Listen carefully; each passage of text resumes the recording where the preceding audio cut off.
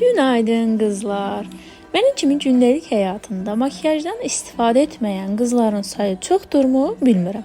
Əgər çoxdursa, onlar anlayar ki, özəl yerlərə getdikdə makyaj çəkmək bizim üçün necə zülmlü bir işdir. Göründüyü kimi, əlimə keçən hər şeydən biraz üzümə vurub nələrsə etməyə çalışıram. Özümü də heç professional kimi aparmıram, heç professional makyaj alətlərim belə yoxdur. Əlimdə olanlarla, əlimdən gələnlərlə ancaq bu qədər edə bilirəm. Gerisini də geyimimlə tamamladım. İndi isə siz deyin, necə oldum? Ay qız çoxdandır çəkmişsən.